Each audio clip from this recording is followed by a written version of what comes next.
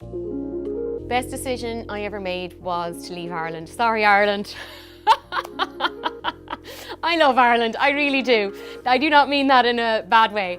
No, I mean it just that it was the best decision to take myself completely out of my comfort zone, move to a new country. In 2010, I upped sticks and I moved to London. And I had absolutely no guarantees of any work. I didn't have a full-time job or a contract with the BBC. I was going to freelance or do some casual work, jobs here and there, but it was the best thing I ever did. You have to survive. You kick into survival mode and you really surprise yourself at how resilient you are. You know, and setting up in an entirely new country where I really didn't know anyone. I had one really good friend over there and I had a cousin. My cousin Una Healy lived in the UK at the time, so she was really good to me when I first moved over. But other than that, I didn't really have a big network. So I just started it all from the ground up. And I think once you do something like that, you then are not fazed by the prospect of doing it again. You realise, actually, this is doable and you can start a whole new life from scratch and have a very good one at that. It's okay if things don't happen for you straight away. Just be patient.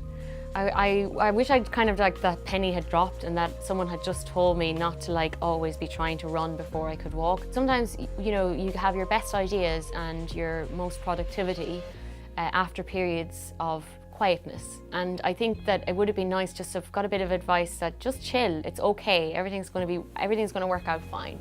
Women I admire most. I'm going to give you an answer that probably everyone says, but it's the truth. I really admire my mum and my sisters. I really admire my mum for, you know, her kind of independent spirit. She's got a sense of adventure, even though, you know, she grew up in Longford and she hasn't travelled a huge amount. I don't mean that in a disparaging way at all, but like if you throw any kind of opportunity in front of my mum, she will take it. Experience versus education. Well, education's always been really important to me. I mean, I was always like a proper nerd in school and I wanted to get good grades. But you know, when I was really focusing on education, I probably lacked a lot of experience, and I focused on getting a degree and then getting a master's and getting into RTE. And I think that at the time when I started out as a journalist, I underestimated how much value there is on experience. I thought I was ready for it. This is it. I've done all my, you know, studies and I'm ready now to present the 9 o'clock news. And you quickly learn that that is not the case.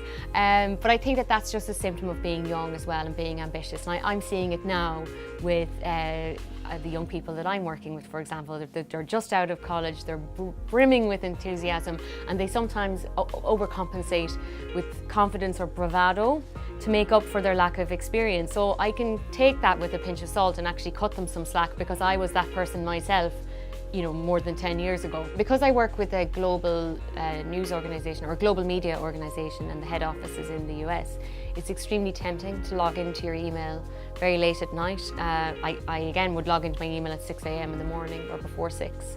So, you know, there's that feeling of being on 24 hours, and we do have a right to disconnect, I would say, and that's something that's actually been weaved into legislation in certain parts of the world, and it's been explored in places like the US, for example, where the whole idea of work-life balance is very fluid. The idea of the boundaries between work and your home life is extra fluid now because of the internet and because of the feeling of being contactable all of the time.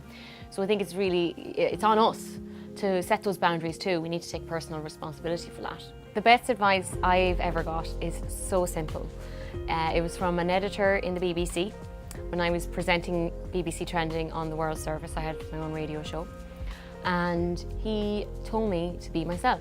He told me to speak with my own accent. I'm from Longford, you can probably hear that. I very much have a Midlands Irish accent. And I think that I just really took heart with the fact that he said, you sound so much better on air when you actually just keep your accent as regional as it is. You do not need to try to be anybody else. And I think that, you know, we all try our best to put our best foot forward and to, you know, wear different hats. And I had done so over the years. You know, when I was younger, starting out as a newsreader, I tried to strip away a lot of the things that made me who I am. Whether that's my accent or how I dressed, you know, I was trying to compensate, I suppose, for lack of experience by adding other things on, like sounding very professional or wearing, you know, blazers and things like that. But actually just being yourself and being really authentic, there's no substitute for that.